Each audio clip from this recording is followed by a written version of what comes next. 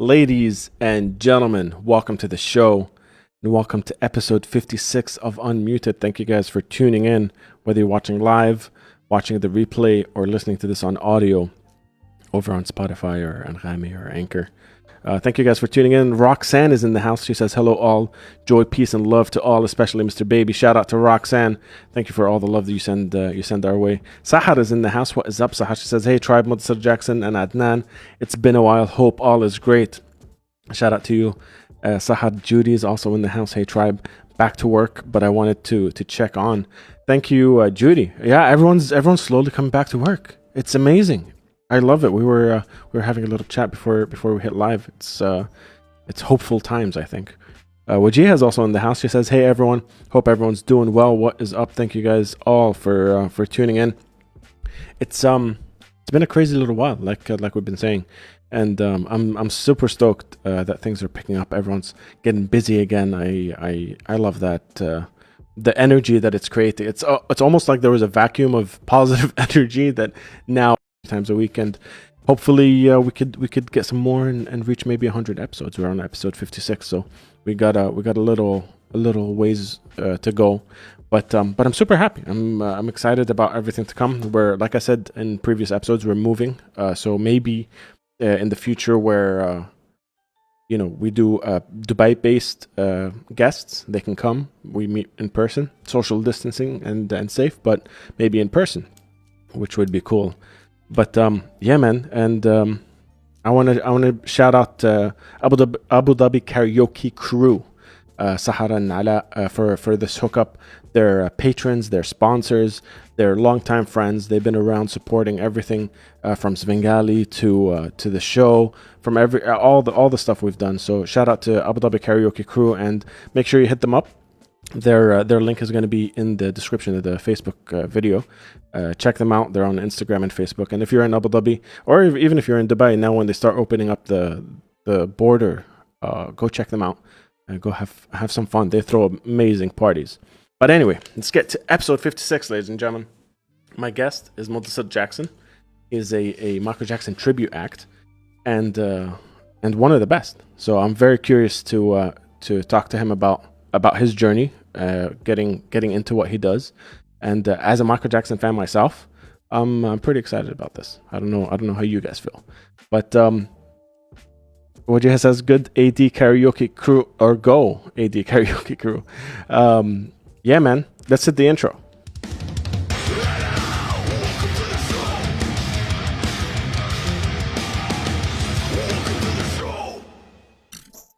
Mudassar, welcome to the show.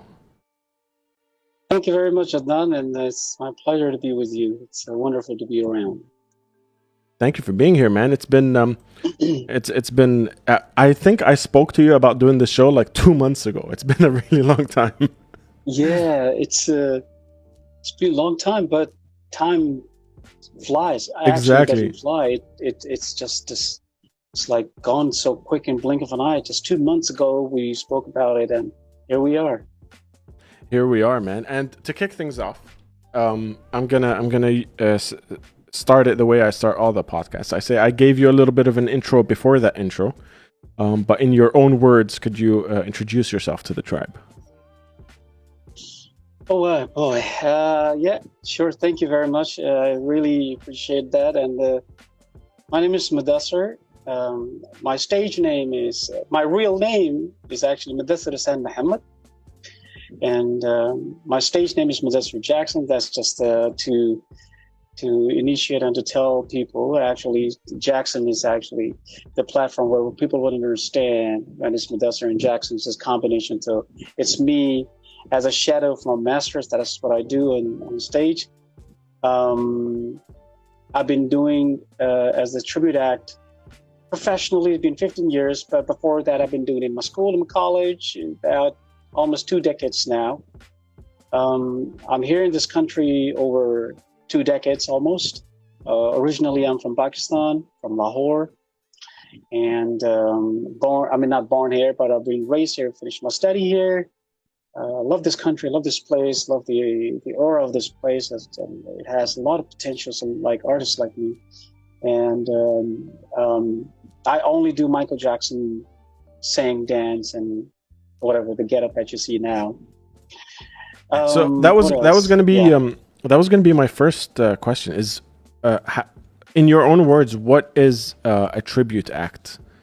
What is your performance to you? Like, is it because there are people that say impersonation, there are people that say stuff, but you're a singer. You're not lip syncing, right? absolutely. I sing live.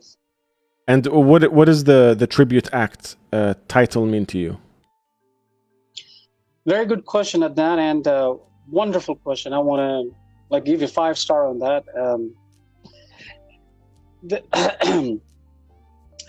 Several people around the world they misuse the terminology called tribute act. It's when you say tribute, it doesn't mean that you would just look alike with someone or sing alike with someone. Now, tribute can be anything.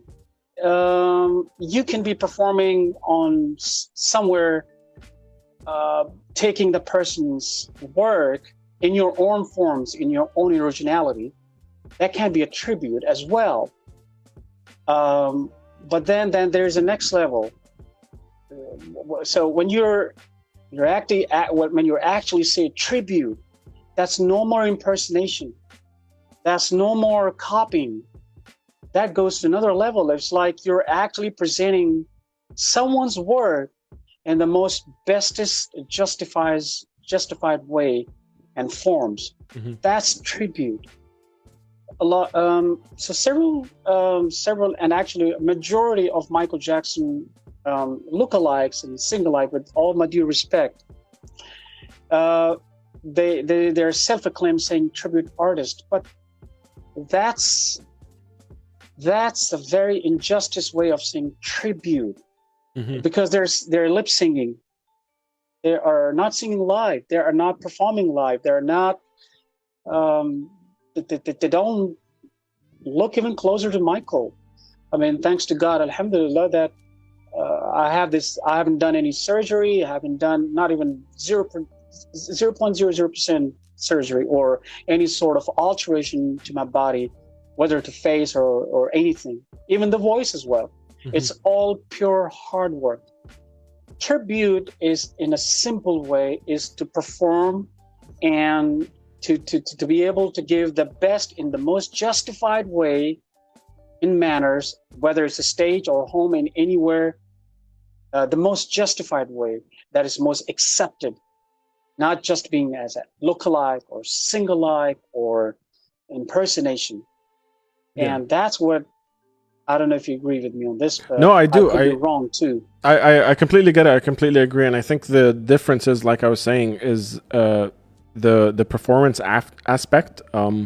Having seen what you do is the live singing and the dancing, and everything is a performance by a person. It's not playback. There's no backing tracks. There's no gimmicks involved. So it's the glasses and the hair and the hat and stuff only add to the performance, but you could do this. You could do this with or without it. Is I think the key point here. Absolutely, so correct. Yes, I don't need to wear my hat and glasses and all that. I mean, that's bringing back Michael in through my body. That's like becoming his best form of shadows. But singing his songs is. I always say that whenever I do, especially Michael Jackson, I do with firm determination, with 100% output from my side. Even if it's a walking, even if it's a way of speaking, even if it's a way of presenting Michael and keeping his legacy alive, I try to do as best as possible with as much as I can. So, yeah, the makeup they had, it's just an add-on, but to actually give a tribute, I can just do it through my vocals. Yeah. However, I have backing tracks as well, which actually supportive ways. But I performed several times with live bands. Mm-hmm. Given to me the most underrated song of Michael, but the most highest notes of song of Michael. I performed with one of the band, and I think back in 2 years ago when we had tribute to the legend Lost um, at one of the hotel in Dubai. Mm-hmm. So we were performing with live at the band, all the songs given to me. Another part of me, Beat It, Billie Jean, all the hit numbers and tracks of Michael. So coming back to the point, backing tracks are great, but I can go on a cappella as well. So yeah. So let's take things back. Like, what was it like the first time you heard Michael Jackson? What was Mudassar at? What were you doing? Like, how did it go from listening to Michael Jackson for the first time to where you are now?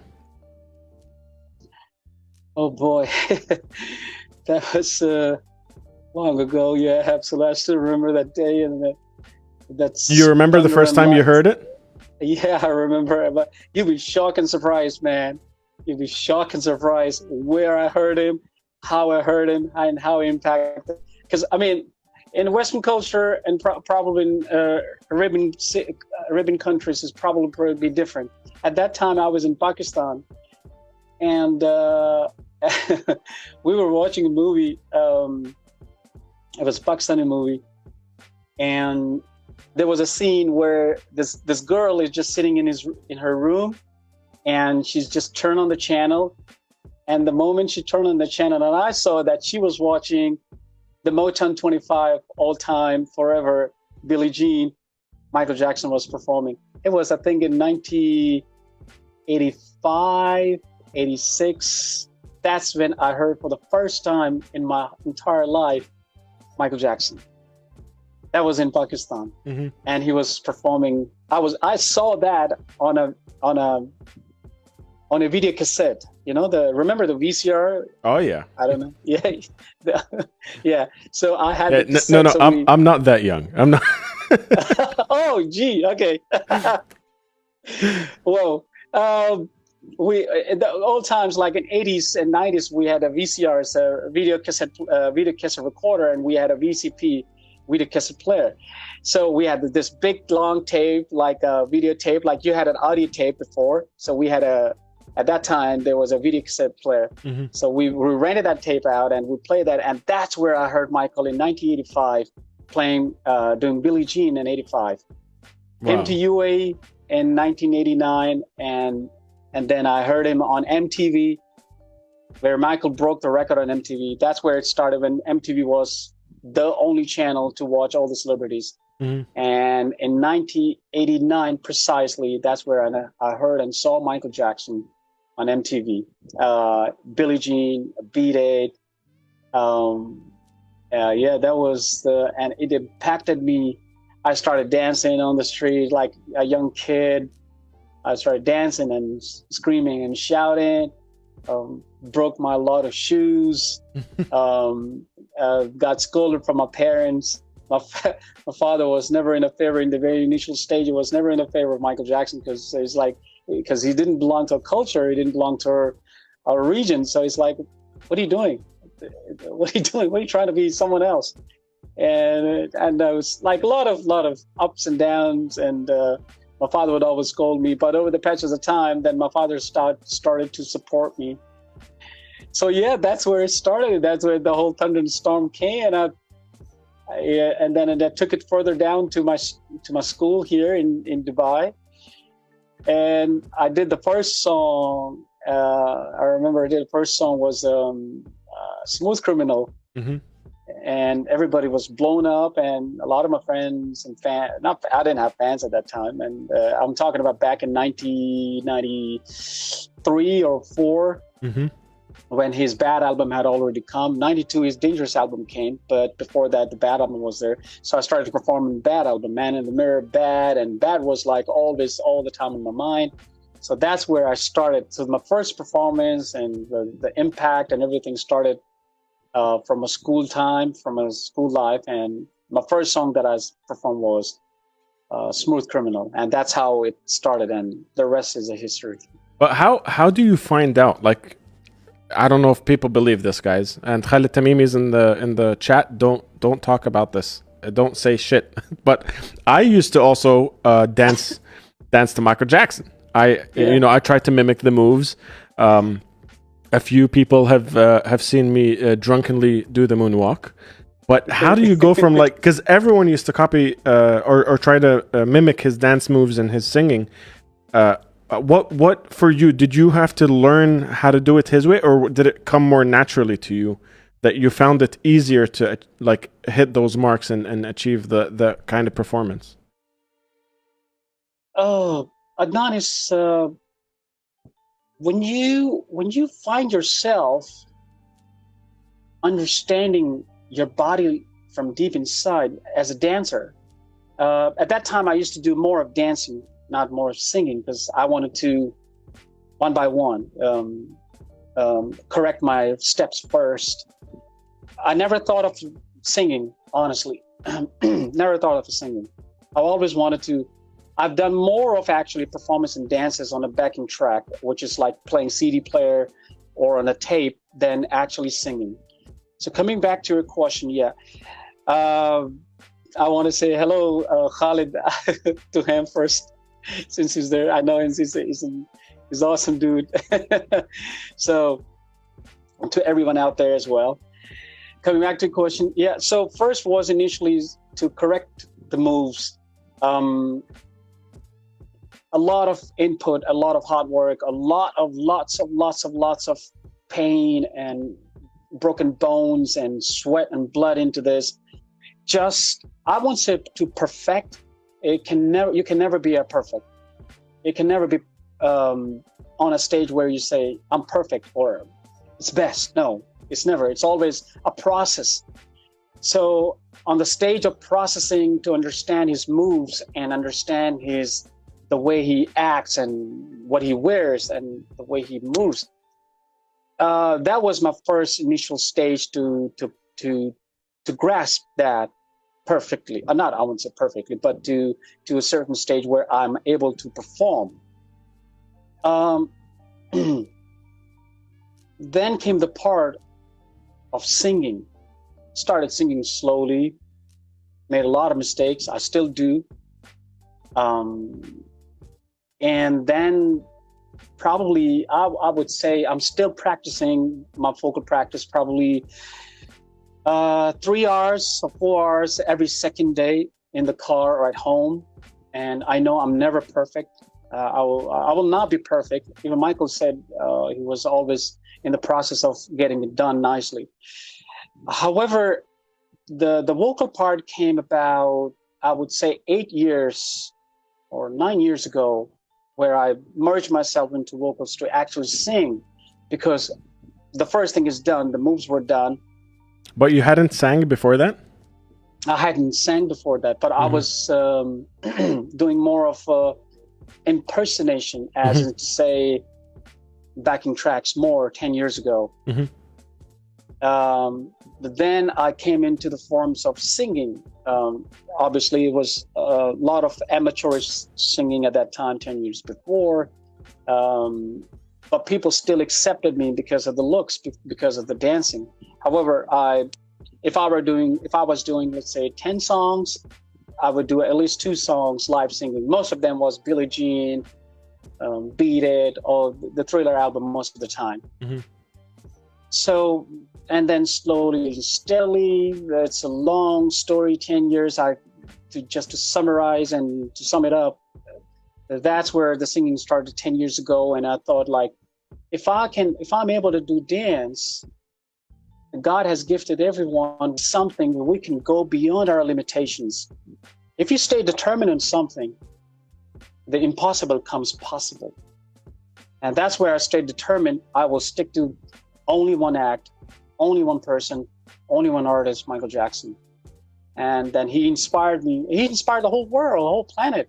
Absolutely. So he inspired me spiritually so much. I started taking vocal classes, going to the bands and listening to people, listening to anyone and everyone that would be doing Michael Jackson or singing Michael Jackson or acting Michael Jackson.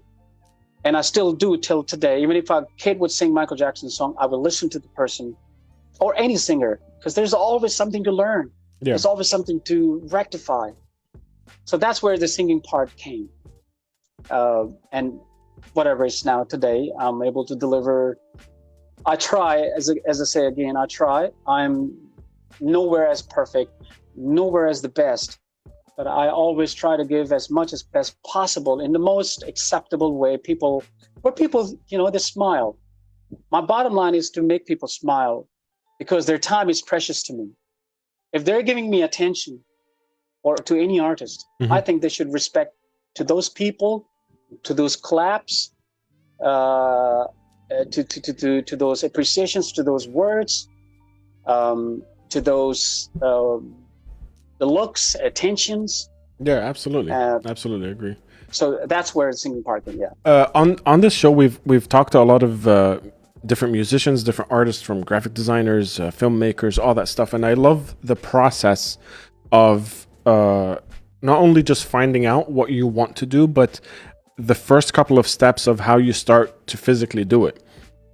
So how, like, a young singer-songwriter would probably put up a song online. Back in the day, it was on MySpace kind of stuff. So how does it go about trying to not only market yourself, but go into the industry as a tribute act? What are some of the hurdles, and how did you go about that? Wow, that's an amazing question, and I wish really I wish people started actually to listen to your podcast, because these are some of the very technical, very amazing questions. Thank you, man. Because people forget to ask these questions. What are the hurdles, and what did I tackle? Amazing. So I'll get back to your question on this. Because of the limitations of the market, especially here in this beautiful country. It's a small country, and it's not artist country. It's a country where people come, they do their daily job, make money, buy some property, and bye-bye. We've talked a lot about the struggles of artists in general, from like visas and just the logistics of actually staying here as an artist, all the way to like copyright and releasing your music and being able to distribute it and stuff like that. So we have a lot of coverage on just how hard it is to exist here as an artist. And there you go, your answer. And on many occasions, I've been announced and pronounced as the Michael Jackson of UAE. Now, with this privilege, with this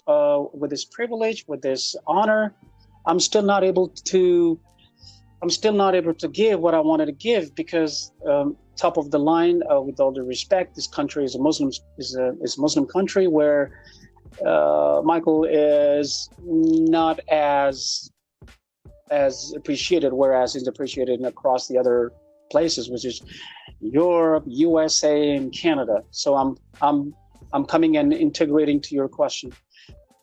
So the hurdles and struggles, first of all, had always been for me, being from Pakistan, where people, in a general common sense, they would think the Pakistani people are, they're probably the third world, where they have the other set of mind. They're probably not talented, and so on. And look at the people from different countries, from Palestine, from Iraq, from Iran, from all the other countries, other Arab countries. A lot of my dancers are from Philistine, from many different places, Jordan and Syria, Libya. But that's how I've always been a victimized of this thing. First of that, with no offense to any racism or color or anything. That's number one.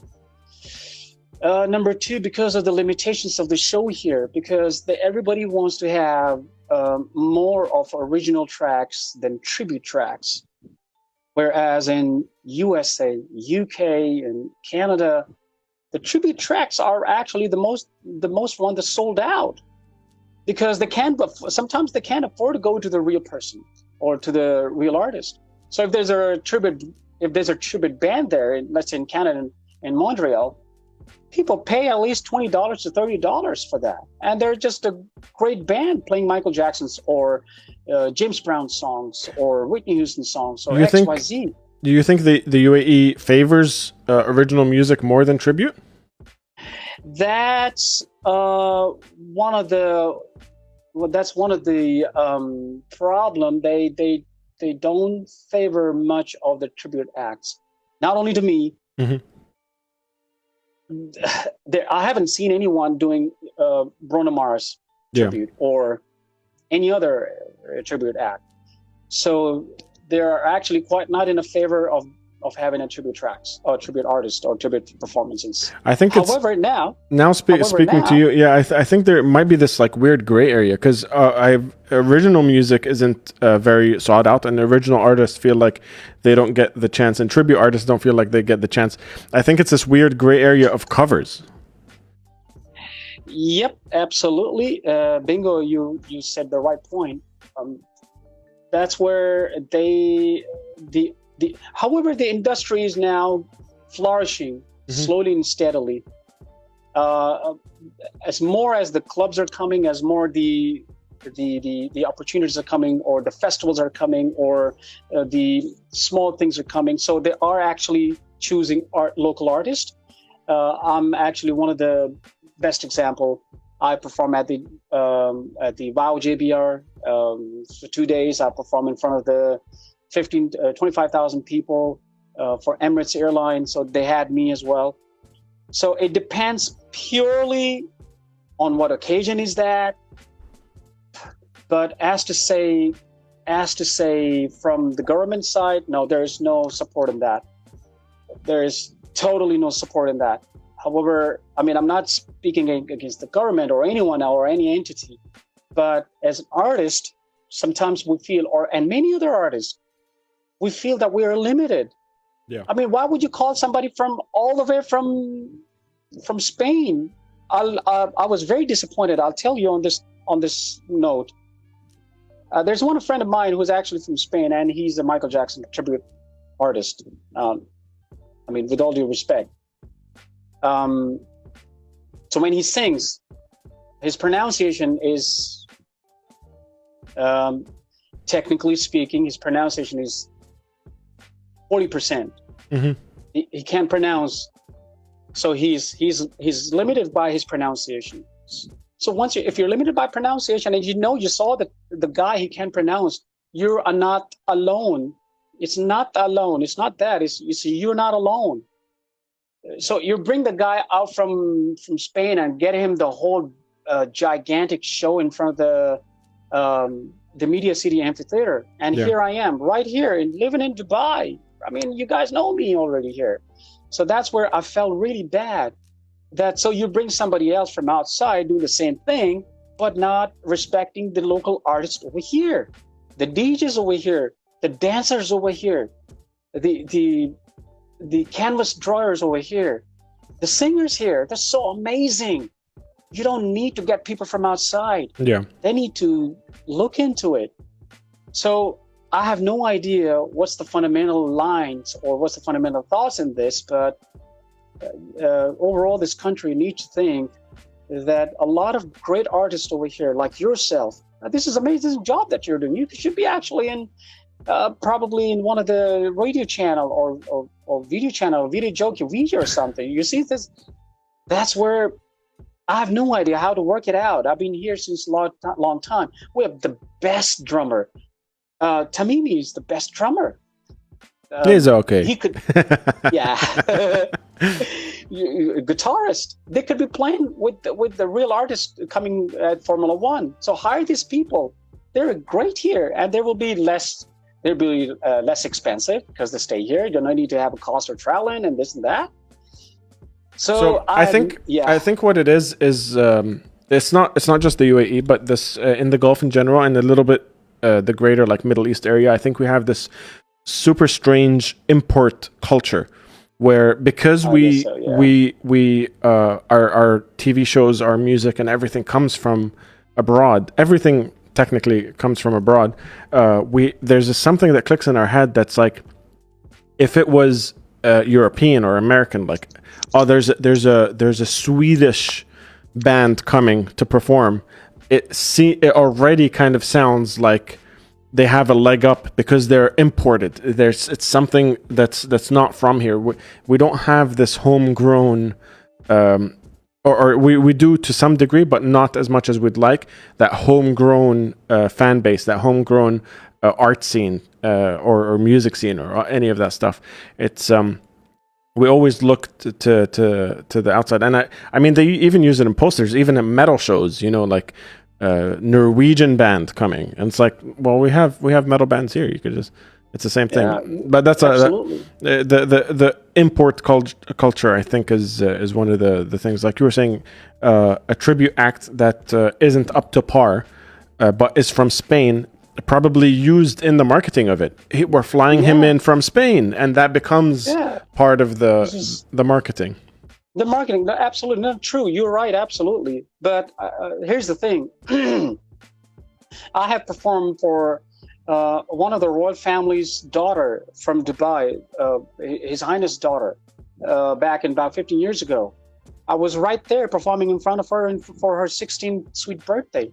So there was. The only thing is that why are we depending? If I were to have a band, I would just get people from here. The dancers are great over here. The musicians are great here. It has so much potential. And that's what I said. I have no idea what sort of a fundamental thoughts are they that they are thinking of bringing somebody from outside, where you have your own amazing, talented people here. If it's, say, bringing some guy from Spain, but then do your research properly. You got to do your research. Are you just sitting down and just blind off and not thinking that there are so many other great artists over here? It's just a click of a button. You can search, the best band, the best RJ, the best podcast, the best singer, the best bass player. You will have thousands of people here. So, yeah, as you said, it's a set mind of importing, thinking that the best product, but sometimes it's not the best product. Yeah. So. And exactly what you're saying. And just because it's foreign, or it's from a place that might have had more of a scene and stuff, it's immediately assumed as better. But 99% of the time, you could find exactly the same kind of artist here.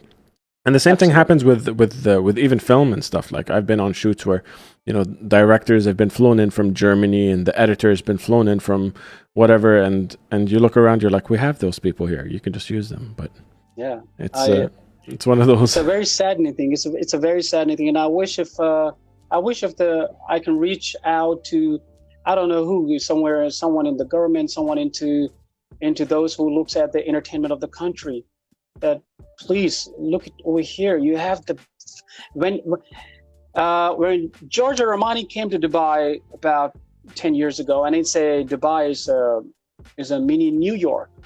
Well, you have a lot of like those mini rappers, those everything. So if you're announcing as a mini New York, then you have everything actually like New Yorkers. You got everything. You got best rappers, trap music players, trap music artists as well. The best rappers also in Arabic, in English.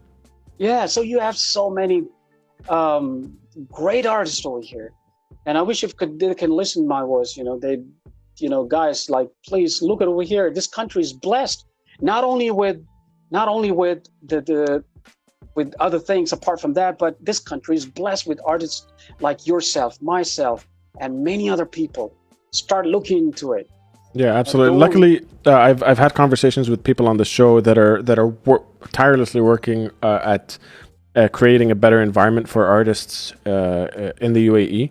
They're working on things like the artist visa stuff, or copyrights, or how to get your distribution out there. And shout out to Swerte from The Recipe, and Eliam Sawar, and who else is on there? Milton. There's a bunch of people that are just working hard at this. And my personal kind of fight for stuff that is local is doing stuff like this podcast, where we get That's to have amazing. conversations with the local scene, with people from abroad, and talk about how we can benefit and support each other and stuff like that. You know, it's because I feel like one of the main things that was missing in the UAE art scene in general, be it music or film or whatever, it's conversations. People Conversations. don't really Thank have you. conversations. Yes, thank you. We need to communicate. We need to build a bond between all the artists. Every artist, the dancers, the singer, the guitarist, when they're on the stage, I know for sure they're giving the best of the best. Sometimes they go through injuries. Sometimes they might be having issues at home, you know, and they forget those issues. They leave it behind, and they go on the stage to make people happy, even if it's a backup dancer. I mean, even that for me is equally valuable as if there's other artists as well. Yeah, because we're all amazing. God has given us a gift to everyone so amazingly. So we need to create a bond between every artist. I think we need to, sometimes I'd say we need to have sort of, I don't know, a committee of artists where maybe once in a month we bring everyone on the stage, everyone in the meeting room, talk to each other, share ideas, and probably something like that. And what you're doing now, it's actually step next, and that's next level. And really, I pray and I hope that this goes and expands to next level internationally. Thank you. So you're great. You're doing great and amazing and awesome work, man. Thank you, dude. And this is what was missing. So hats off to you as well for this all effort that you're putting in. Thank you, man. Thank you. Yeah, it's been a journey with the show, but just having spoken to your episode 56, having spoken to 55. Actually, one of them was my wife. So 54 episodes, speaking to different artists and stuff. It's you really get to see a massive spectrum of different backgrounds and different forums and stuff like that. And but there's a lot of common threads that you hear from artists, like the kind of space they have in the UAE versus how they get treated, the import culture and all that stuff. And it's interesting. It's interesting to see, and like I said, vocalizing it, I think, is the first step, because when we start talking about it, then maybe someone in the comments, maybe someone listening to this after, has felt the same way, hits you up, and we start talking about it elsewhere and seeing how we can fix it, and things like that have happened from this podcast, which I'm super proud of. Wow, that's amazing thing. It's sorry, yeah. No, go for it. Oh no, I just wanted to highlight on this thing that we, as I said earlier again, that everyone has a responsibility. Well, when you're an artist, you have a responsibility to fulfill it with all pure dedication. Leave your ego. If you're the best, you can never be the best. There's nobody best. The only best one is God, and that's it. That's period. We're all a just family of God. We need to bond together. We need to leave our ego aside. We need to understand that this world is not going to last long forever. Nothing lasts long forever. No art, no beauty, no power, no money lasts long forever. So love is the most greatest power if we can live in peace and harmony and unity. And as artists, like me, myself, we're literally to the next level of sensitivity. So we're sort of like sensitive to what's been said. I mean, it's very easy for some people to say boo and all that, all the other very unacceptable words, but they don't feel that it actually hurts. So They need to understand, every artist, you, whoever, the guitar player, the light man, the janitor, everyone is an artist in their own form. Even if it's a guy who's cleaning the carpet, he's an artist. I can't do that. He can do that. He's best at that. So I believe in my ways that he's an artist, because the way he's doing it, cleaning it, is amazing. So we all are artists in our ways. We need to respect and love and understand each other. And that's the only way the world will actually flourish. It will have a lot of peace, because we artists are like, we are the motivational idol for someone else who is watching us. To give an example, like, I'm blessed to have many fans and many friends, and now after 20 years time, so there comes many fans of mine asking me different questions. So, you're from Pakistan, and how is it? Well, Pakistan is not a good country. Sometimes they consider as I don't want to say that T word, we're part of that. But no, we're not. Nobody's that. You're so wrong. I mean, we're all human beings. We're here to love each other. Just because of one fish is ugly or dirty doesn't mean the whole pound or the whole thing is ugly. No. You have to know each other. That's what you're doing, is letting know the world, the different artists and their feelings. And I think that's the right way. Let the artist speak in a different way, not just music, not just performances. Yeah, 100%. Generalization has been part of our region in general for such a long time, that it even just as people, not even as artists, like it always has been a part of for as long as I've lived, at least. And I play in a metal band, so I know exactly what generalizing looks like. They're just like these guys are a bunch of, scumbag Satanists or whatever the hell people think about metal musicians. But let's jump into the comments. These guys are they're racking up in the comments here. Okay. Sahad is saying, I totally agree. Mudassar has the MJ passion, love, vocals, looks, and puts all the effort to portray MJ in the best way and continue the legacy. Thank you, Sahad, for that comment. And I agree. I think continuing the keeping that catalog alive is one of the most important things. Joanne says, Mudassar is so talented. His voice is the closest to Michael Jackson. He puts in so much effort and is so passionate. I love you, my sweetheart. From Joanne right there. Yeah, I love you too. That's my fiance. That's to be my wife. So I can't say anything. Yeah. But she's a big fan of Michael Jackson, by the way. It would be surprising if the woman you were engaged to is like, I don't like Michael Jackson that much. Khalid Tamimi says, the first cassette I ever bought was Thriller. I listened to it religiously. I remember when I first came to Abu Dhabi, every time I'd go to Carrefour and Marina Mall, they had the Motown 25 concert and more MJ music videos, so my folks knew where to find me when they were done with their shopping. That's actually interesting. Well, I want to know everyone's first Michael Jackson song. I mean, maybe not the first one you've ever heard, but the first one that like kicked your ass, basically. Let me know in the comments. Sahar wants to see me moonwalk. That's not going to happen. I'm a rest, Sahar. Not now. Please apologize, but Roxanne says no. She wants to see me do it. She says Adnan has to show us. That's not going to happen. Not with you. Yeah. Not with you on the call. That's for sure. Well, that'd be great, actually. I mean, but right now you're in the call, so it'll look like a ball rolling backwards. That's what it looks like. Roxanne says we need a dance off. Go go go. She also adds the UAE is so creative and artistic. I'm very surprised music is not promoted and honored. Yeah, Roxanne. It's very different. It's very different to the US. I think the US, you guys have a lot more local, local regional stuff.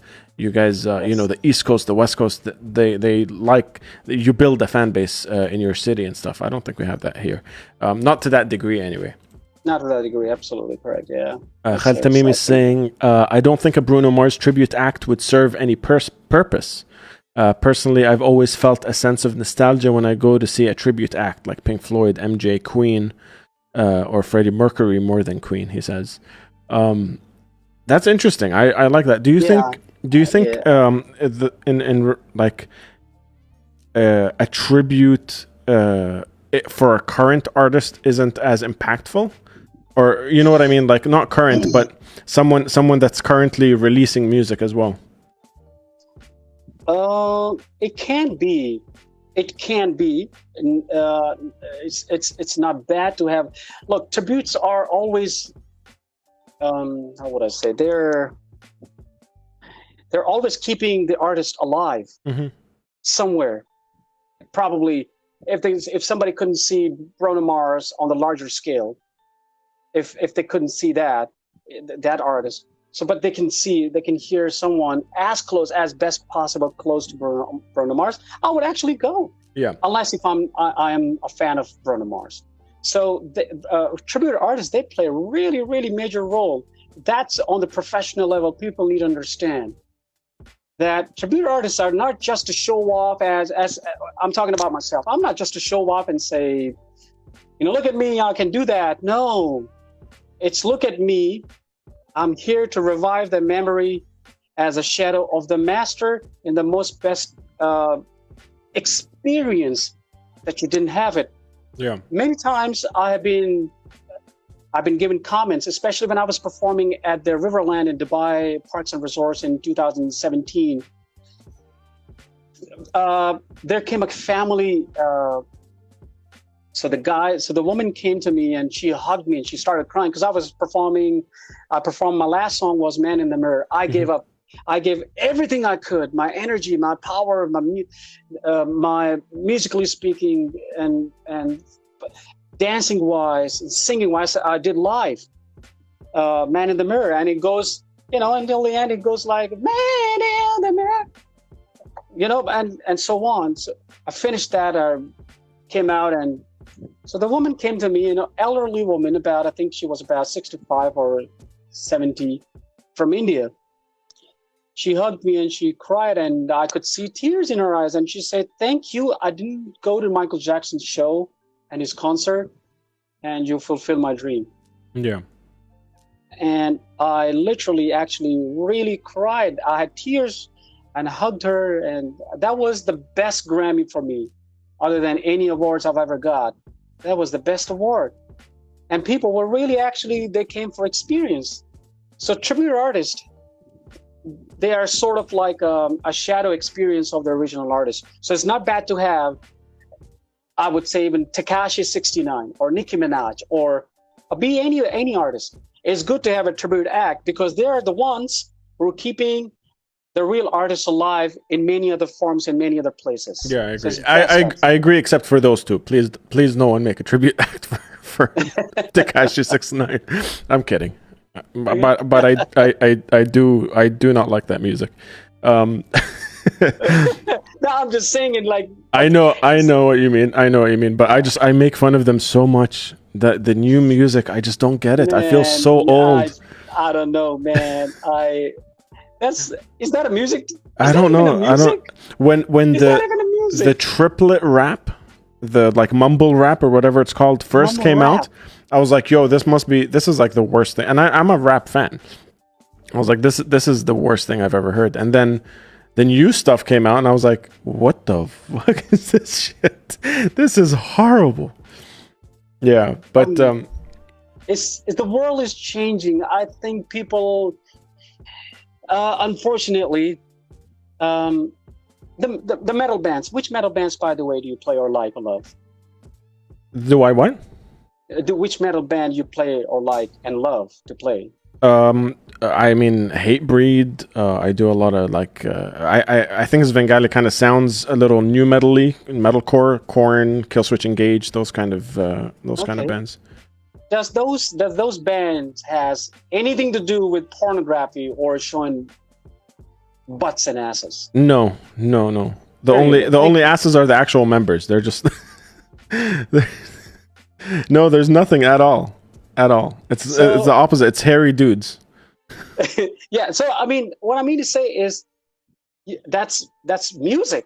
That's where you're playing guitar, slashing it and killing it and burning it and singing live. That's music.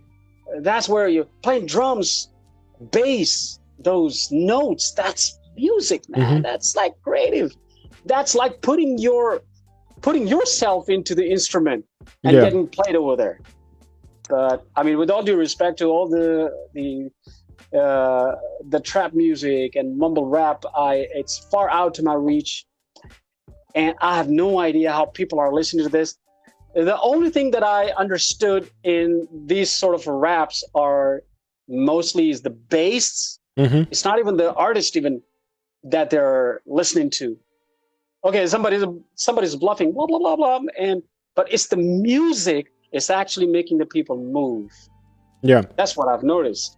Yeah, it's all dance music at the end of the day. I think the definition of dance music has changed, especially because the medium that a lot of the people are consuming stuff on is stuff like mobile phones and Bluetooth speakers. So they crank up the bass as loud as possible because that's the medium needed. It's completely different, and I think especially with like, don't give me shit if you're on TikTok and you're listening to this, but the TikTok generation can barely listen to a song. I spent some time with a family member of mine that's a little younger, and the rate of like skipping songs is so high. I'm like, just listen to the end. You haven't heard any endings of any of the songs. Yeah, absolutely. What happened to like just going on a journey with the song? That's very unfortunate again, that the more technology is getting invented, the more AIs are coming, real people are going to lose on this. Yeah.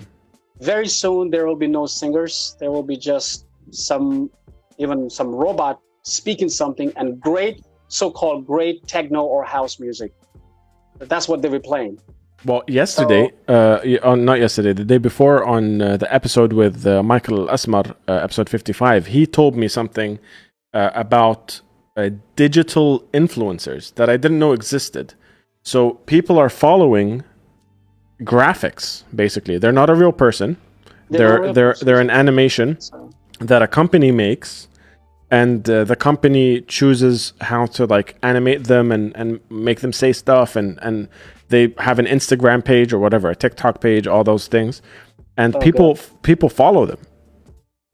These things that are made by companies instead of following like real people. I think it's because we're entering into a technological world where very soon robots will be walking on and we'll be having friends as robots. I mean, look what we're doing actually. We're quarantined. God has actually, in a way, if you ask me, the quarantine is actually a lesson to learn for humanity, to get close to each other, stick together, stay out from the technology. Because where we were going actually, if we would have gone, if this pause wouldn't have come into the world, there would be less realization of each other. So the more the technology is expanding and it's getting invented, the less is becoming, we're becoming less human. Yeah. So whether it's music, if it's a movie, a lot of things are even education now is changing rapidly. Yeah. Education scenes are changing rapidly. So no classes. What about handwriting? What about so many things that we used to do? So, with your voice and my voice, we're not going to change the world, but I always say we can save the world. That's what we can do. We cannot change the world. You cannot change somebody who's about 70 years or 35 years because everybody has their own freedom of doing whatever, but we can save it in smallest way we can do that. Yeah, if we start with just our immediate circles and the people around us and the next generation of families and friends and stuff, we could slowly make change in general. Make change, and that's what we need to bond more. We need to have more circles of friends come together, probably have a gathering of friends, family and everything. That's what we're missing. That's what we need to do more. Absolutely. I'm going to jump back into the comments real quick. Wajiha has a great comment that I want to dive into. But I just want to read Sher Azam's comment. They say, well done, Mudassar, man. So many sad and negative biopic documentaries recently, yet the music is timeless and legendary on generalization, rather. I guess people from the Middle East need to be proud of their heritage, arts, culture, and remove the post-colonial mindset. Absolutely. Very well put. Very well. Very well. But I'm going to go back to to Wajiha's comment where she says, she asks, how do you make the separation between Mudassar, your real self, to your persona, Mudassar Jackson? This is a great question. Yeah, that's a great question. And that's sometimes sometimes I'm confused even sometimes because I've been doing so much. It's like dual personality. Mm-hmm. So on the stage, I got to go with makeup and with the whole era and singing and dancing and forgetting myself. And when I'm off the stage, take off the makeup, be myself, take everything off, and just got to be me. It's both the way it's challenging, both the way it's. So you see, it's not as a human being, I'm not just doing myself as an artist, but I'm representing a legend out there, which is for me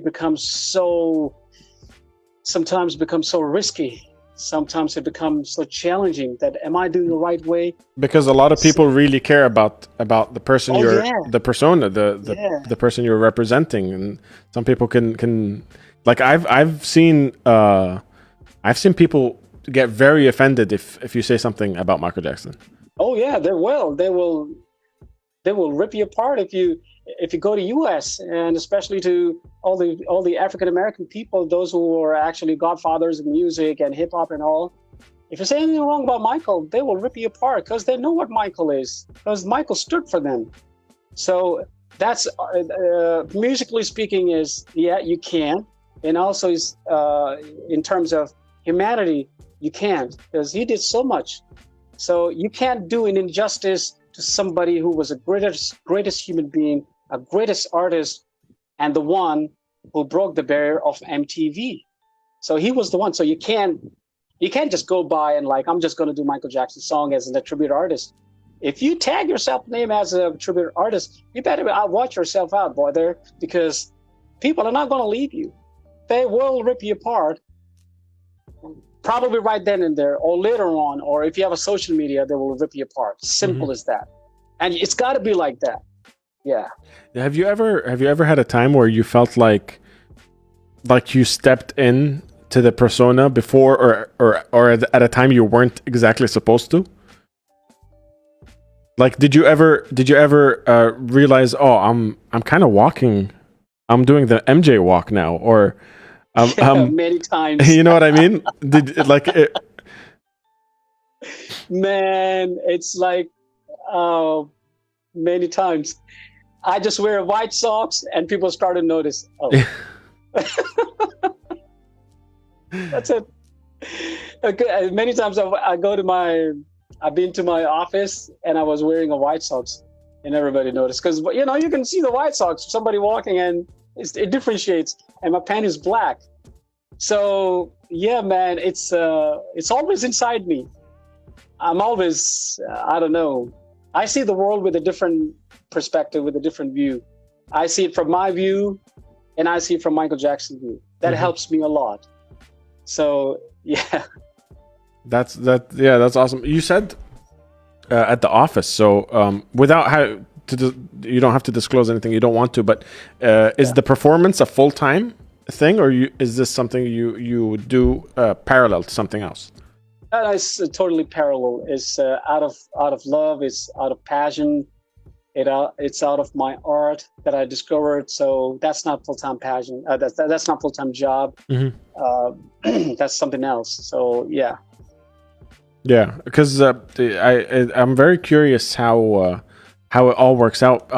If you don't want to dive into it, you can tell me. But how were like family and friends' reactions when you started to take things a lot more seriously?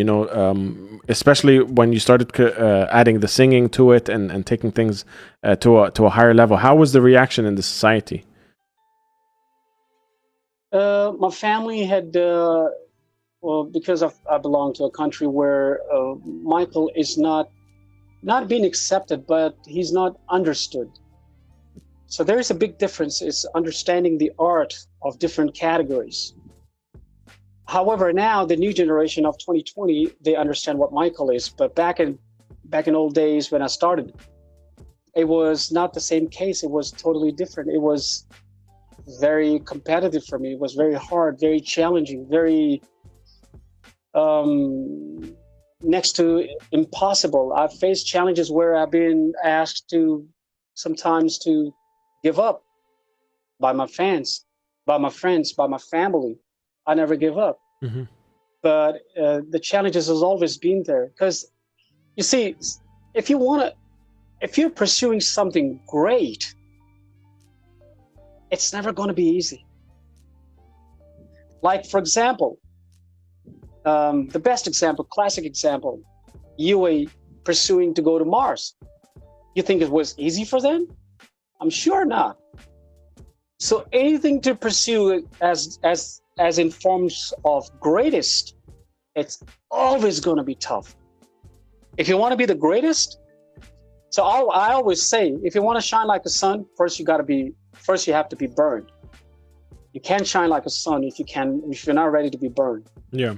So I face a lot of challenges in terms of looks, in terms of voice, in terms of, sometimes I've been also referred as gay. I'm not. This is just a portrayal of a greatest legend ever lived. But deep down inside me is a pure man. When all these controversies happen, do you find people start talking to you about it more often? How does that hit you?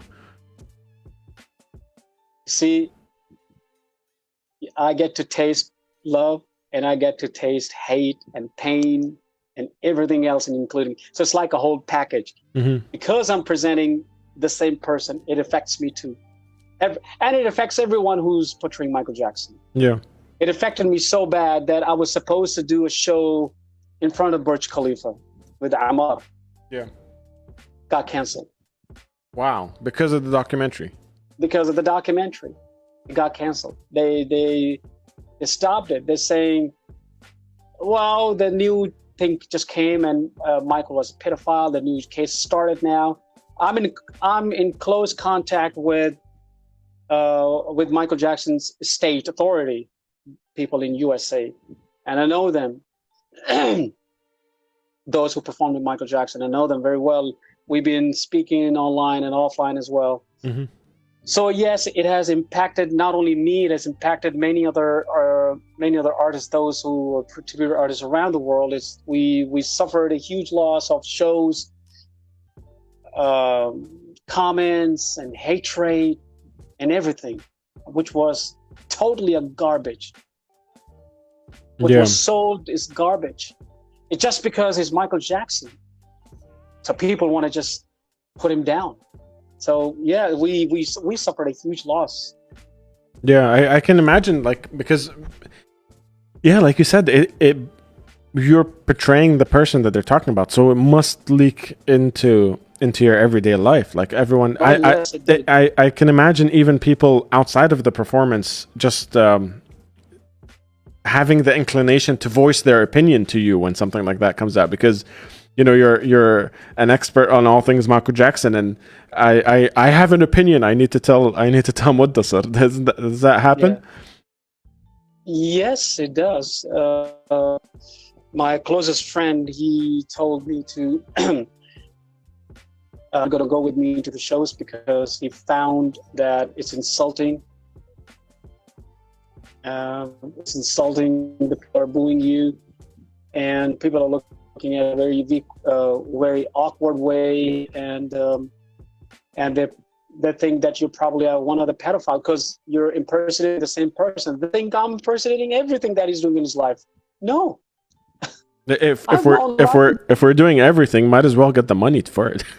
let's start with having the same amount of money and the big castle, and then we'll talk about the rest. Yeah, and I told him, like, guys, I'm just a simple guy. This is just for the moment. I don't live his life. I live my life. And this person has my original life, but I'm not living my life. I can't live his life. I don't want to live his life because I have my own life. When I'm off the stage, it's myself. It's myself, So, but yeah, I mean, with you get everything. Yeah. I got it during those days 2 years ago, especially with all due respect again.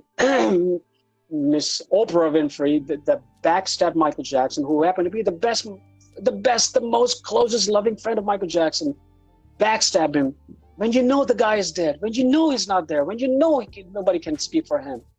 Why would you bring those, excuse my language, but why would you bring those stupid people?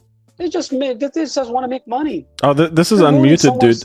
This is unmuted. You can say fuck, shit, dick, whatever you want. You don't need to say excuse my language, stupid. No, I respect that, but no, I'm just kidding. I wish I wanted. If I want to say, I actually want to say to Oprah Winfrey. So F off. You know, she's the liar.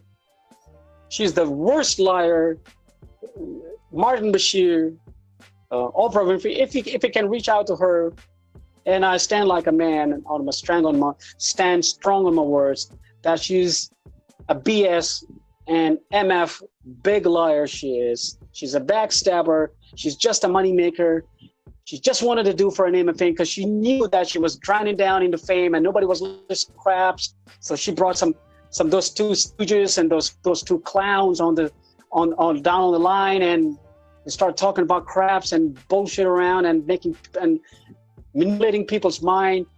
Someone who's done so much for humanity, who's done so much for children. Tell me one name. I ask you, if any artist has done something for children, tell me one name. Princess Diana did.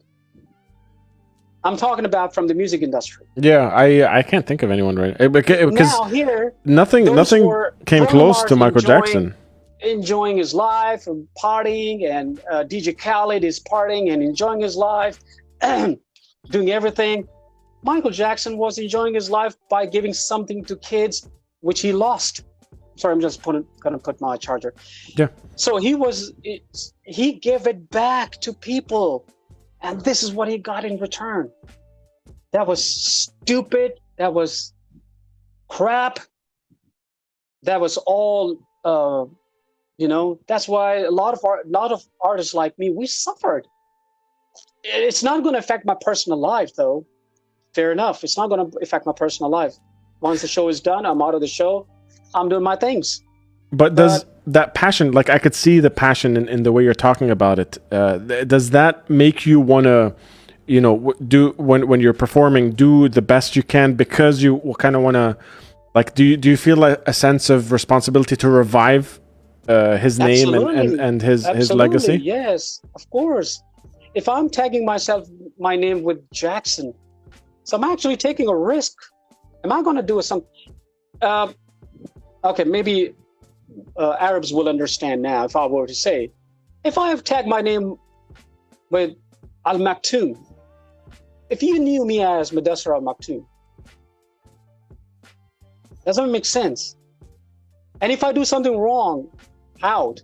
So I'm actually ruining, with all respect, let's take some other name. Something royal family. If I'm doing something wrong, I'll be ruining the name of the family. Are you there? Yeah. I'm trying to think of the process that's going in your head, the kind of the way you represent the name Jackson, the stage name you gave yourself is something that you kind of cherish almost like a real last name. Like it is your last name, and you want to kind of carry that legacy on with that much passion and weight to it. With a passion. Not only that, it's a risk for me because now I'm overshadowing my own personality. My real name is Mudassar Hassan Muhammad Munir. That's my father's name. Yeah. But with so much love and passion, I'm taking Jackson along with it just for the stage sake. So if I'm not going to do the justice to, in terms of singing and portraying, whether performing, speaking, dancing, and letting people have that experience, I'm never going to be nobody. There will probably in a billion years, there will never be another Michael Jackson for sure. But if somebody can actually do a justice to his legacy, why not doing it the right way? Why just making fun out of it? There are so many guys out there just to want to have a name, just to get attention. And sorry to say, there has been cases like that in U.S. actually right now. Apparently, one of my friends, He's actually also doing Michael Jackson impersonation, or actually, I won't say tribute, but carrying his legacy. Mm-hmm. So he caught a guy. He was stalking girls. He was seducing girls, having fun with girls. So some of the guys are actually just doing it for the sake of name, fame, and attracting people. Whereas me, I'm not doing it for name and fame. I just want to let it out from my body. I can feel it. I've done several shows for free, just because I love doing it. Just because I want to bring Michael over there. Yeah. Just because I don't want, as to my limits, I don't want people. If I possibly can do that, I don't want people to forget his name, because that's a great person. That's great. That's a great artist. That's somebody actually invented MTV, for God's sake. MTV named after his name, the trophy, the MTV Vanguard Michael Jackson trophy. And Missy Elliott, she got a trophy with Michael Jackson's name tag down there. Mm-hmm. So many artists, Black Eyes Pete, and many other, will.i.am, they're a huge fan of Michael Jackson. Yeah, they're all, even we were talking about Bruno Mars. I mean, come on. Bruno Mars. That sounds... Usher, Chris Brown, Chris Tucker. All these guys are Michael's big artists. And by the way, lately, when I sang We Are the World during the quarantine time, and I tagged many people, and I tagged one of the greatest producers of Michael Jackson called Quincy Jones. Mm-hmm. So Quincy Jones replied to me, and he said, my brother, you're doing a great job, and keep on doing like that. Blessings be with you, and I'm so happy that somebody in our country is doing a justified job to the great king of pop, Michael Jackson. Holy shit, Quincy Jones? Yeah. Quincy Jones, yes. That's huge. Yeah, that's huge. That's one of the example out of many examples that I came in contact with, and compliments. So, I mean, I'm the only artist in the world has MTV actual trophy given back in 1999, announcing me as the world's best Michael Jackson tribute artist. That was back in 1999. Since then. Wow. But I don't take a pride out of that. That's done, finished. Okay, the trophy is there. But my biggest trophy is actually make people happy when they come, when they spend time, when they spend money, even if it's one dirham, or if it's $1 or single penny. I wanted to make it a full use, saying, God, we saw Michael. Yeah. That's the pride for me. And that's the trophy for me. That's amazing. That's amazing. That's a whole different perspective, I think, which is super, super cool. I'm going to jump into the comments again. Yeah, sure. I'll say that. Sahad is asking, did you ever get to meet the legend? Oh, boy. Yes, I did. You did? Yes, I did. That's amazing. I want to hear that story. Oh, boy. 2013, I can tell you my work. By that time, I was working at the air traffic control at Dubai airport. Mm-hmm. So I was sitting in the control tower at that time. And we had, in the control tower, you get to have all the information, especially the charter services, the charter aircraft, whoever is coming in the aircraft. So we have all the details. 2013, and I can still remember, if it's not wrong, it's January 8 or probably April 8. Can't recall the actual date and month. But Michael came to meet. He's one of the UAE-based friend called Mohammed bin Salim. Mm-hmm. Do you know Mohammed bin Salim? I don't know who that is, no. Mohammed bin Salim is the world's fastest rally driver from UAE. He's a local guy. Awesome. Amazing, wonderful man. So he came to meet Mohammed bin Salim at that time. Mm-hmm. So I was sitting in the control tower, and my controller, my colleague actually said, "Holy crap, guess who's coming?" I'm like, "Who's coming?" "It's Michael Jackson." I'm like, "No way. Are you sure?" He said, "Yeah, his name is Doug." I'm like, "Doug, are you sure?" He's like, "Yeah, it's Michael Jackson coming." This was in 2003? 2003. Yeah, sorry, 2003. Yeah. At that time, if you recall, we had phones, but we hardly had some cameras at that time. Yeah. In the phones. I had Nokia at that time, the old school Nokia. So it didn't have a camera in that. So I just wanted to jump into how I met. Told my supervisor, I said, I just got to go. He's coming. He's landing at 1 o'clock UA time, 1 p.m. UA time. So I got to go there. And he was coming to Terminal 2, where we had a place for such people called VIP Lounge or Al Majlis. Yeah. So he was coming to Majlis. So I went home, changed, came back with a jacket, glasses on. I had my pass on. Because I was working at the air traffic control, so my pass would give me the access to go anywhere at any time. So I went to the majlis and I said, "This is Mudassar. I just want to meet Michael." And the guy looked at the security guy. Said, "Oh, wow, you look like him. Wallah, ya yani zaim ya akhi." I can speak Arabic, so I understood. So he said, "Wallah, walood." I said, "Thank you." Then I went inside. I showed my pass. He said, "Yaki, you cannot take your mobile. Sorry, for security reasons. But yeah, you can go inside." Mm-hmm. I said, "Okay, no problem." As I walk inside, the man is standing there, green shirt, white pant, black pant, black hat, glasses, and really latey man, skinny man, standing there talking to the security guys. And the moment I saw him, I didn't faint, but I'm getting the same feelings right now. I'm like, God, I can't believe it. I mean, that's the best thing I can get out of my job. I get to see Michael in 2003. So I met him. He was standing there. We shaked hands together. I said, "I love you." And he said, "I love you too." I said, "Wow, I can't believe." So on, we spoke and spoke. I spoke to him for 10 minutes almost.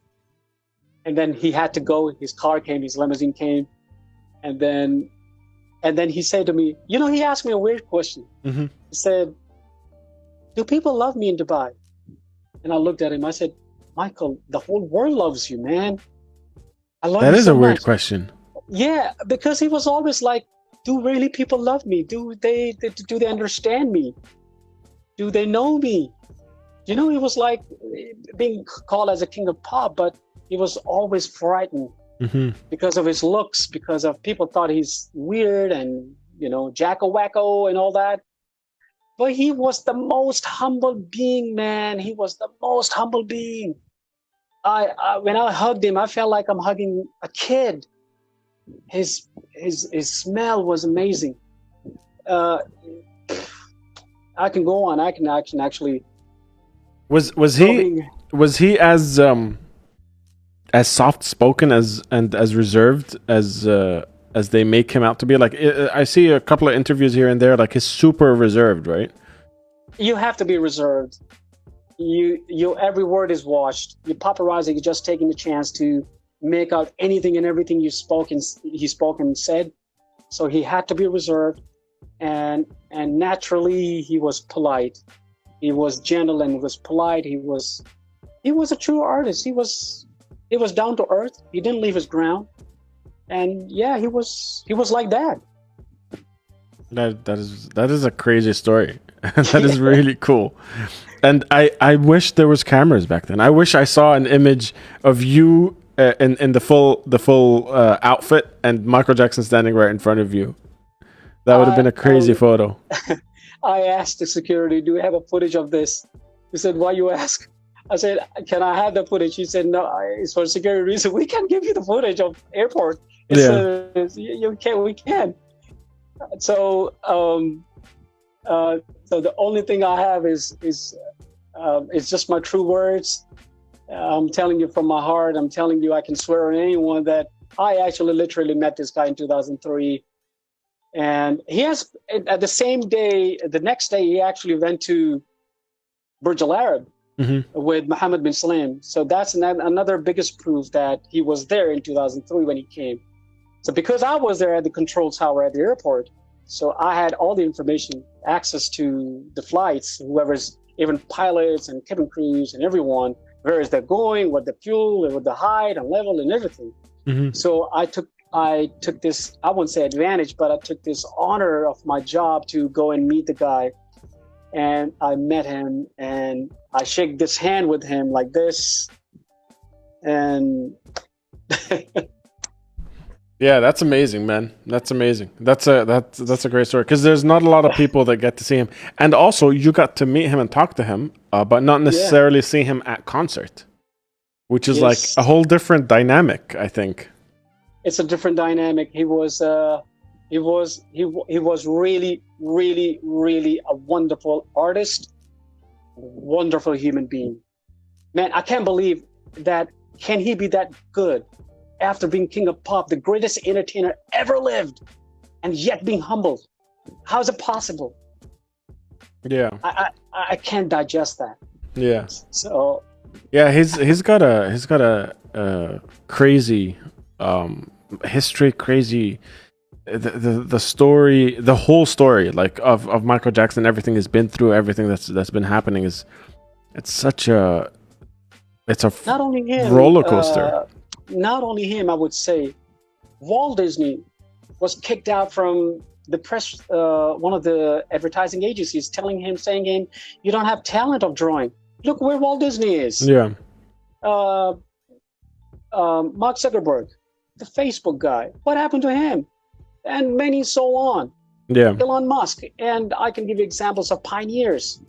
So you see, when you're on the stage, when you're about to depart towards the legacy and towards shining as a star on the galaxy, you will face a lot of craps. You will face a lot of people trying to pull you because they're already down there. That's where they're trying to pull you down. Yeah. And that's a very normal process. That's a very normal common fact that people will go against you. They will pick on small, dirty details that don't even exist there. Yeah. It doesn't even exist. It's just in the air. I mean, I was being told as womanizer, a pedophile, or God knows what. And I always laugh and I always smile. I'm like, come on, guys, I'm just a normal guy. You want to see me normal? See me normal. Yeah. This is just as a shadow at the time, only for those moments when I'm performing, just to give you the experience of Michael. But yeah, 100%. It's a crazy world out there, man. It is. I'm going to jump into the comments again. Kareem is in the house. What is up, Kareem? He says, Michael Jackson had a prophecy of the environment, about epidemic awareness, about equality issues. 2020 is a year where his music is strongly meaningful. I 100% agree. And I think it's very strange listening to music that like is all about unity and stuff in this era, because you see the footage and you're like, what happened to us, man? Exactly. Khalid Tamimi says the same pieces of shit who accused him recently are the ones who proved his innocence back in his trial. They were grown-ass men who could have put him away for life then and there. Pure greed and money, a hungry bastard spitting on the name and the memory of a person who gave them their 15 minutes of fame, as well as financially helped them in all aspects. Exactly. Look at what they're doing now. Come on. This guy, he saved your life when you were dying. Help him. Help them through their childhood to medications. Give them money, give them time, and give them love. And look at this bastard, what they're doing. And the worst thing is, I'm still want to say, I'm so frustrated on this stupid idiot Oprah Winfrey. Yeah. That big devil. She sold her soul to devil. Look at the interview Michael did in 1995, and she was and that was the first interview, by the way, for Oprah Winfrey. Yeah. She never had a live interview ever in her life. And Michael said, don't worry, I'm going to help you. And he helped her. And look what she's doing today. This is all just because a guy is dead and he can't speak. So you can speak anything. Have you forgotten that God is there? Have you forgotten the angels are there? Have you forgotten there's a big God Almighty is going to take you down anytime? Yeah. Come on, wake up. Yeah, it gets. I think like in general, media and all that stuff. I've seen a lot of documentaries. I've seen a lot of interviews. I've seen a lot of that stuff. But that last one, the Leaving Neverland, and all the stuff that happened after that is just is just insane. Talking about someone who's no longer around. You know what I mean? Like it's one of those things that, like you said, there is no defending yourself. But there's God. God exists. I'm a very spiritual man. I believe in God. I believe in very thing that karma does exist, and it will eventually one day, it will catch you. Yeah. Even if you're partying somewhere, you're having fun, you think you damage somebody's life, you damage someone's heart, you betray someone, you think you're going to be escaped? No, you're not going to be escaped. You either pay here 100% or you pay after life. So don't forget, if you hurt someone on the basis of race, nationality, religion, color, caste, creed, man, God is watching. 100%. And when he takes it, that's the ultimate one. Yeah, absolutely. Khalid Tamimi in the Yeah. comment says, I was going to see him in London. Oh, wow. Was this the This Is It tour? Yeah, that was This Is a Tour, yeah. What you saying? We need Mudassar to sing some MJ tunes for us, please, before the podcast ends. I knew think, it. I think we're gonna get some. I think we're gonna get a little bit a taste of it. But I want to ask you something that's a little bit. We're already on the emotional side of things. We're already deep into it. But how was it for you when they announced his passing? What was? Please don't ask this. No, man. What was it like? Yeah, it was. Because you're very passionate about it, and not just as a performer, but as a fan, as a person that's been following Michael Jackson for a long time. Because it fucked me up, like it completely. I was I remember where we were watching the funeral, stuff like that, and it was a heavy hit for me. I can't even imagine what it was like for you. What was that like?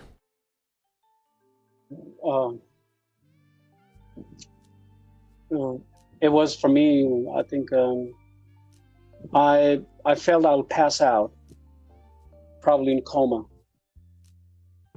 I locked myself. I still can't believe it. I feel that he lives through me. I proudly say that I can feel that he lives through me. Mm-hmm.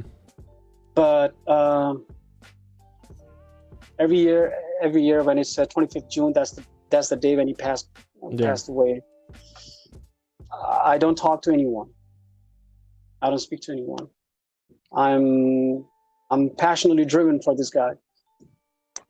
There are three people that in my life that when the day comes, I'm completely silent, muted completely.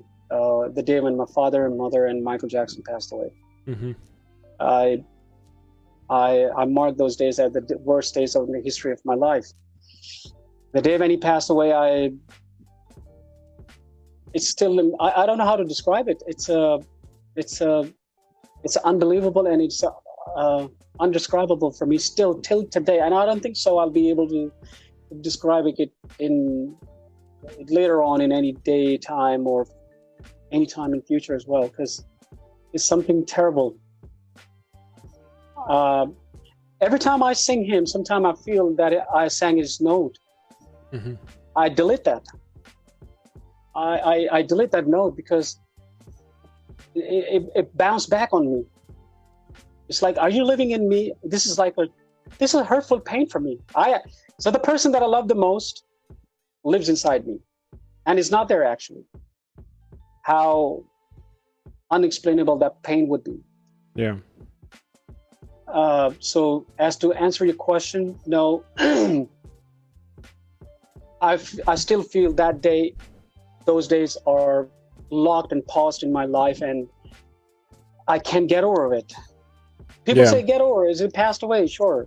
Oh, yeah, but because you don't do that, I go through that. I do that every now and then.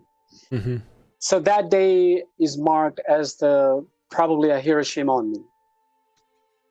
Yeah, I don't know. Will that explain a nuclear on me? Yeah. A heavy day. Absolutely. I mean, I didn't cry, by the way, for a week. For a week, I didn't cry. It was a shock because he was just about to do the tour. Yeah. I couldn't cry. I met the guy, and then he passed away. Okay, everybody, but everybody has to die. Sure, yep, that's a fact. Mm-hmm. But there's a speech a day before, and you're rehearsing, and you die. What was going to that speech? You read all the conspiracy theories about, like, the record label was after him. Sony was after him, and he was trying to do something. He said they a lot in that speech. They're like, people said that they were after him. Some people have a conspiracy theory that he was purposefully drugged and overdosed, and all that, Yes, all those yes, he conspiracy was. theories and stuff. Is that something that that resonates with you? Did you get into that Yes, stuff, or just leave it be? it does resonate with me. Absolutely, it totally makes sense because he started to speak about Illuminatis. He started to speak about the Freemasons, the undercover society. He started to speak. He started to speak the truth. He wanted to. He went rebellion. He couldn't take it anymore because his album called what's the album? Invincible. Mm-hmm. The last album he did. There are hidden words in the album where he was actually talking. So one of the song called Morphine. Mm-hmm. So he spoke very clearly that they were giving him morphine, they were giving him medicines. Nobody was around him. They were taking him for granted, and he was being watched everywhere. He was being stalked everywhere. His phone calls were recorded. His everything was just watched because they were just after him to bring him down. Because when he went against Sony, so that's where it started. Mm-hmm. It's like Sony. Sony said that Tommy Mottola, the owner of the Sony, he clearly said, Michael Jackson clearly said Tommy Mottola is the devil. Tommy Mottola, by the way, was or is, probably, I'm not so sure. I think it was the husband of Mariah Carey. Okay. He was the husband of Mariah Carey, and he used to beat Mariah Carey a lot. So and Mariah Carey and Michael Jackson were really, really good fans. Obviously, both were into music industry. They were doing great things and great work and creating history. So when he found that this is what's happening, and Tommy Mottola was actually, his album Dangerous is the cover of the album Dangerous was not designed asking Michael Jackson. It was designed just by some other people, which is very psychedelic, which is very demonic. Yeah. You will see the signs over there. When Michael saw that, he said, like, I didn't like it. Who did that? It's already out. It's already printed. People know, blah, blah, blah. But it was done. It's too late. Then he started to understand. He started to, that's why Invincible, the cover of Invincible, Michael Jackson close-up, has a lot of meaning because he wants people to come close and listen to him. Mm-hmm. So, that was, you see, the bigger you become, the larger of life you become, you will have a lot of people against you. Yeah, 100%. That's a law of entertainment businesses. And it doesn't get bigger than Michael Jackson, that's for sure. It doesn't bigger than Michael Jackson. Yeah. Yeah. Right. Yeah, that is crazy. I've been, as a fan, I've been trying to like stay clear from the major conspiracy theories that are out there and all that stuff, but you can't help yourself. There are certain things that you watch and hear and you're like, damn, man, like is that he's literally saying, they're trying to stop me or whatever it was in the speech, and you look back at these things and you're like, man, you can't help but put it all together. Yeah, absolutely. And especially in some of the songs he mentioned very clearly. He mentioned really, really clearly that this is what's happening. And that was not only him speaking for himself. Mm-hmm. He was not speaking for himself only. He was speaking about on a larger than life. He was like, what's going around under? How it's happening? Who's controlling? What's happening? The money, the name, the fame, what's driving people mad and crazy, the media. He was talking about everything. That's why people are like, oh God, he's talking too much. Let's take him down. Yeah. So you see, it's already there as a prophecy as well. The moment you start to speak the truth, the world will go against you. Period. Yeah. Yeah, 100%. I 100% agree. And I think it's such an interesting topic. His entire life is an interesting topic. Like from what was happening with his dad when they were the Jackson 5 and the kind of bullying that he got, and being forced to do certain things that he didn't want to do, all the way to going solo and being super like focused on exactly what he wants, and he wants it this way because he spent his life doing what other people wanted, and the upbringing. It's such a life. Like when you look back at it, like that man had a that's a journey. He's had a journey. Man. He lived for 45 years. Sorry, 50 years. Hmm. Out of 50 years, 45 years of his life he gave to music. Yeah. Uh, there's your answer. 100%. 100, 100%. like a kid who's at the age of 5 goes and performs in front of hundreds of people, thousands of people. Man, you're automatically strange. Yeah. Come on, you become different. You're no more, you don't, in my views, he was too alien for a human being. And he was too human being for aliens. Yeah. Period. Yeah. Yeah, absolutely. That sums it up perfectly. I want to end. on an uptick. I have two more questions I'd love to ask Sure. you. Yeah, sure, please. First of all, is how has it been performing? Like how what you told me about the lady that came up to you and was crying about. You gave her the experience of Michael Jackson. How has the responses changed you as a person? Have there been other things where it's like super positive to a point where it motivated you to just keep going? Yeah, there has been a lot. There has been a lot of incidents like that, where people from across the world they get in touch with me. Now I came to a position where I can guide people in the right direction. Before I was learning. I'm still learning. I will always be learning.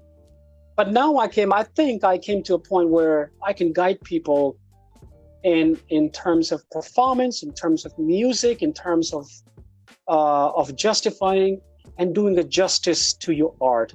Don't just play around. Mm-hmm. So this is where I came to a conclusion. So there has been a lot of positive in outputs from different nationalities, from different people around the world. The best gift, beside many other gifts that is given me, is to interact with people of different nationalities, different religions, caste, color. And we share so many beautiful ideas, so many beautiful ways. I've got in contact with real artists as well. I'm in contact with Janet Jackson. I'm in contact with his choreographer from the album Off the Thriller. His name is Travis Payne. So it gave me the opportunity, and these people, when they say, "Wow, good job," man, that's for me. It's like I'm speechless to say anything. Yeah, so, you put all the right, everything you got into this. So I've put in anything and everything. It's like for me, it's like when I come into as Michael Jackson, as a tribute artist.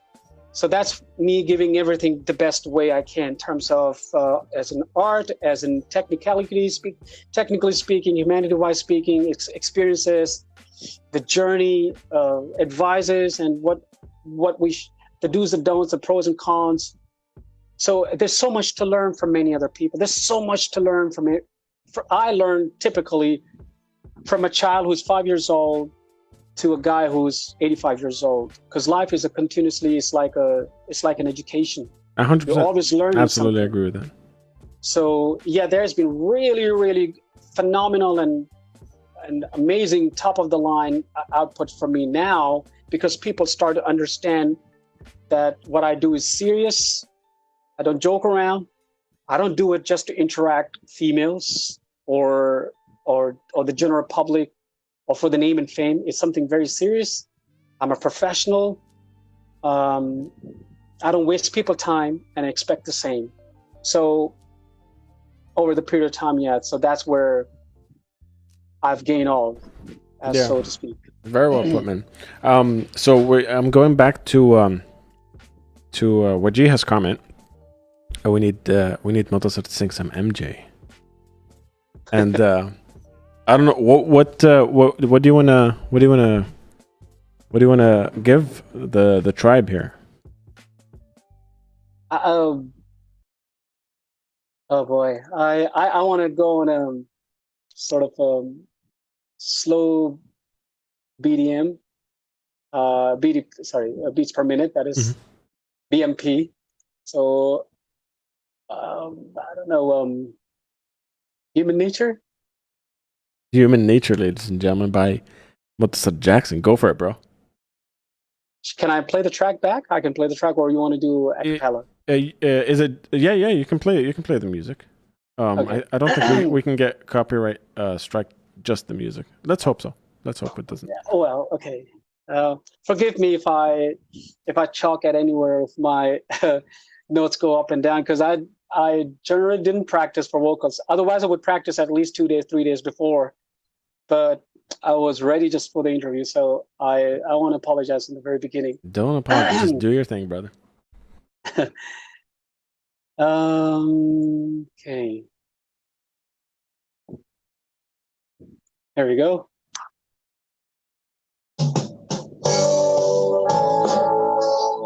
Can you hear the music? Your mind looking out across the mountain, the city heart begins to beat, reaching out, I touch her shoulder. I'm dreaming of the street, reaching out, touch a stranger, electric eyes everywhere. See that girl, she knows I'm watching. She likes the way I stare. If they say why, tell them that is human nature. Why does it be that way? If they say why, tell them that is human nature. Why does it be that way? I hope that was okay. That was absolutely awesome, dude. Holy crap. That was really, really cool. Thank you. What do you what does everyone think? Have and also let me know in the comments if you guys have seen Mudassar before. I'd love to know who has and who hasn't. And for those that do want to check everything out, his Instagram handle is right under his window. You could see it right there. Make sure you give him a follow on Instagram, and you'll update them when the live shows are starting up again, right? Over on Instagram. Yes, absolutely. Absolutely. And I want to do like 2 lines of Billie Jean since everybody loves Billie Jean. So yeah, it's go for it. One. Do it. So it's acoustic. Okay. All right. Here we go.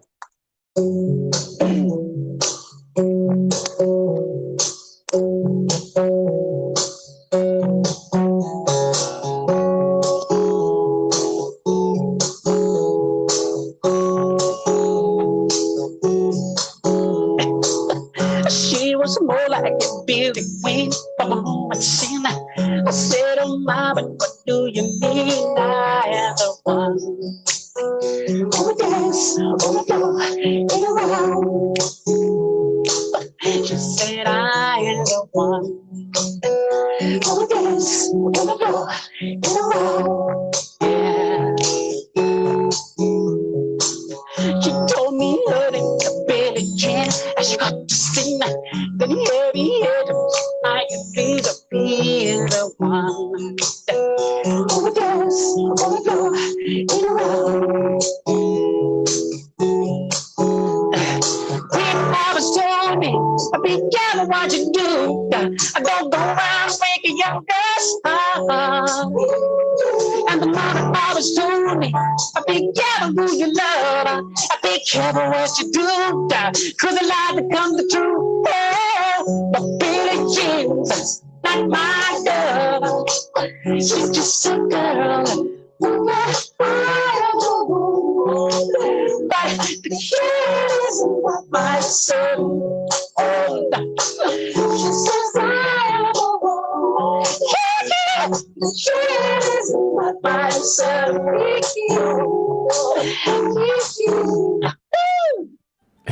Hell yeah! That actually answers Khalid Tamimi's his comment. He said, "You need to give us a hee once for the tribe." There was your hee. Wajih saying that was beautiful. Sahar saying, "Wow, go MJ." Khalid Tamim saying, "There it is." Wajih sending some love and some clap hands emojis. Thank you guys so much. man, thank you so much for the conversation. I had a blast. It was very, very cool getting to know you and getting to have this conversation with you. Thank you very much. I'm really pleased and I'm really happy to be here with you and presenting this great moment, and talking to you was really, really amazing. Wonderful question. I really appreciate that. Really wonderful question. Thank you very much. And you're doing an awesome work, man. You're doing a kick-ass work. Thank you so much, my dude. Thank you so much. And for those people on the tribe, like I said, make sure you follow Mudassar on Instagram. Yeah, stick around if you can or are able. Wow, that was a tongue twister. Join the Patreon. There's a bunch of different tiers. You can subscribe and get a bunch of different content behind the scenes, some vlogs and a couple of other things, and support the show. And also for the month of August, all the sponsors and all the patrons, just because we want to give back, is going to the Lebanese Red Cross to help out with the Beirut blast, and show our brothers and sisters in Lebanon, Beirut, some love. So if you do have a company or anything you want to sponsor the show, and you'll do some good at the same time. You'll get the advertising space. We'll do a little intro for you and all that stuff, and the money will go to the Lebanese Red Cross. I haven't said that. Thank you guys so much for sticking around to episode 56, whether you're tuning in live, watching it, the replay, or listening to this on the audio. Mudassar, can you do us the honors and say, hit the outro? Man, hit the outro.